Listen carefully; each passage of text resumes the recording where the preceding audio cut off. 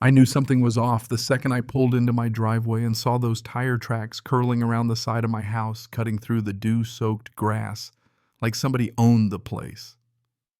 My name's Lucas Langford, and I'm not some big-shot lawyer or politician. I'm just a mechanic with a stubborn streak and a little lakeside fixer-upper. I'd spent 6 years making my own every nail and plank and coat of paint, all of it with this stubborn hope that I'd get to grow old in peace on land that was mine, you know what I mean? But peaceful only lasts so long when there's an HOA in the picture. So there I am, stepping out of my old truck, following those tracks down the gravel path that twists toward the lake. That's when I see it a dock. Not just any dock either, but a brand new shiny HOA-style eyesore stretching out over the water, built right smack on my land. I just stood there for a minute, mouth open, the morning sun glinting off the property of Lakeside Shores, HOA private use, only plaque nailed to the side, and I swear I felt my blood pressure climb a notch for every screw in those damn boards.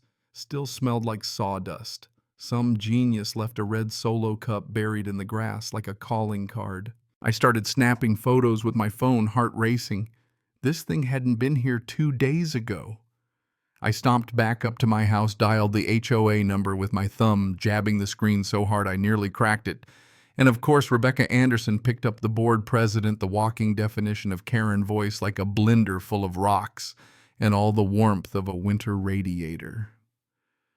"Rebecca," I said, struggling to keep it civil, "why the hell is there a dock on my land?" She gave me that slow, syrupy voice reserved for idiots and children. "Oh, Lucas, it's for the community. We voted at the special meeting last week." I hadn't heard about any meeting. "Notices were posted at the clubhouse," she said, as if I'm supposed to check in like a kid at summer camp. I told her I live here not at the clubhouse, and you built on my land without asking. Her tone turned cold. "The HOA has authority over common use spaces." I cut her off. "It's not common use. I've got the deed and the parcel map." She sighed. "You're being difficult. We'll talk at the next meeting." Then she hung up on me. So that's how she wanted to play it. Fine. That night, I printed a giant red and white private property no trespassing sign, nailed it to a post right at the start of the dock, chained it shut with a padlock, and set up a trail cam pointing right at it.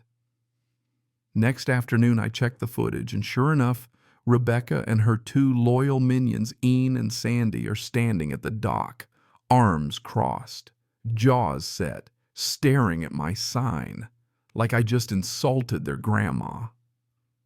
Rebecca hollered, "You can't block community property." "Lucas?" I stepped out, hands on my hips. "It's not community property. You built this on my land without permission. It's locked." She just glared at me, heels stabbing at my grass, then stormed off, her little army in tow. Later, my neighbor Gary strolled over, shaking his head. "You know they used HOA funds to build that dock, right?" he muttered. "Charged a special allocation. Nobody knew where the money went. So now not only were they trespassing, but they were stealing from the community pot to do it." That was it. I was past mad and headed straight for righteous.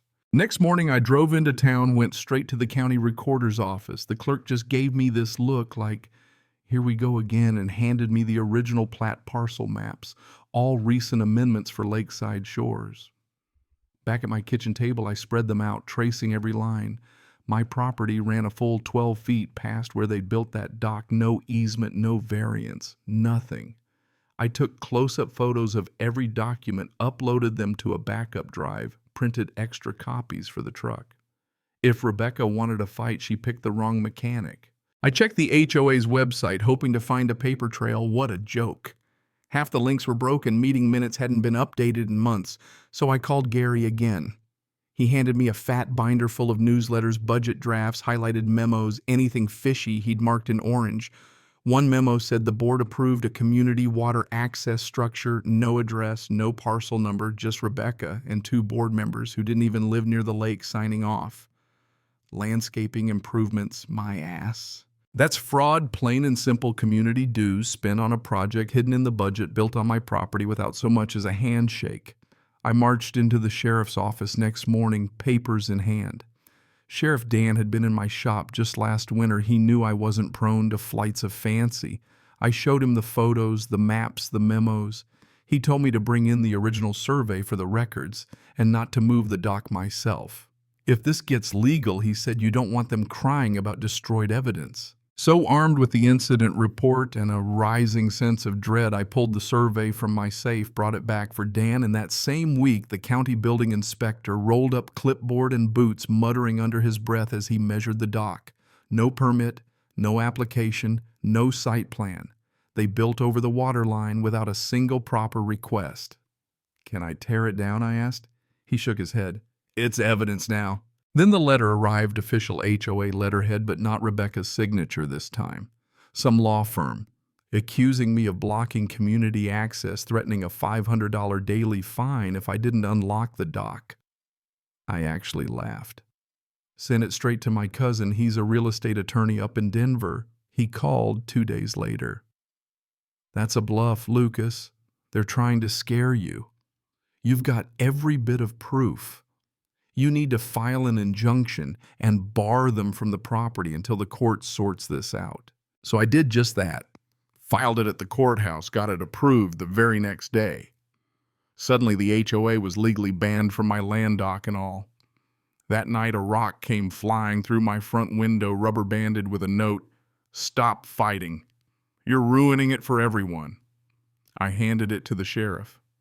He wasn't surprised. Rebecca's careful, but someone's been playing dirty here for a long time. Next HOA meeting was packed. I walked in with a folder thick with documents, injunction parcel map photos. Rebecca tried to keep things normal, but the minute the floor opened, I stood up and let it rip. That dock was built on my land without permission using misallocated funds. I've got an injunction. The sheriff and the county inspector have both confirmed the violations. Murmurs spread. An older woman up front asked, "Are you saying our dues are being used for private construction?" Another guy wanted a forensic audit. Rebecca's voice was wobbling. "That's not how we conduct business." But the tide had turned. Residents demanded a vote to suspend the board and install an interim treasurer. The vote passed. After the meeting, people actually thanked me. One guy offered to help rip up the dock. Another told me he'd been fined over a stupid mailbox and wanted his case reopened. That night, I finally sat on my back porch, watched the sun sink behind the chained-off dock, and felt for the first time in weeks like I really owned the place again. You'd think it would end there, but nope. 2 days later, a news van pulled up. Young reporter, notepad in hand, wanted my side since the county inspector and a few neighbors had already spoken up. I walked her down to the dock, let her see the order zip-tied to the post, showed her the parcel map. She asked, "Do you think this was just a mistake or something more deliberate?" I just stared out at the lake for a long moment and said, "They knew what they were doing. They just didn't think anyone would fight back." After her story aired, it snowballed. Regional outlets picked it up, and the next thing I know, Natalie Chen from the county's special compliance office is at my door, blazer and boots, legal pad in hand. She wasn't here for chit-chat. We're opening a formal investigation into HOA funds and unauthorized construction. District attorneys involved. She asked sharp questions, took copies of everything, and before leaving told me if any documents go missing now, it's obstruction. A week later, 2 agents from the DA's task force walked into the HOA office and came out with boxes. A forensic accountant joined the mess. Turns out Rebecca and her cronies had funneled over $30,000 into a shadow account, paid contractors in cash. The guy who built the dock, he flip said, Rebecca told him it was HOA land and paperwork was in progress. Within a month, the interim board dissolved. The old leadership set up a temporary oversight committee. That night, Sheriff Dan showed up on my porch with a manila envelope. You'll want to see this before it hits the news. Inside arrest affidavits. Rebecca, 2 board members charged with misappropriation, falsification of records, conspiracy to defraud. You didn't just save your land, Dan told me. You took down a racket. A week later, I had the dock removed under county supervision. Contractor did it free, part of his deal. Whole neighborhood watched it get hauled off like they were exorcising a demon. Dolores, the interim treasurer, approached me. We're rewriting the bylaws, making everything transparent. You ever think of running for the board? I just laughed, told her I'd had my fill of politics. When the DA's office sent the official charges, they included restitution plans for residents who'd been fined on fake rules.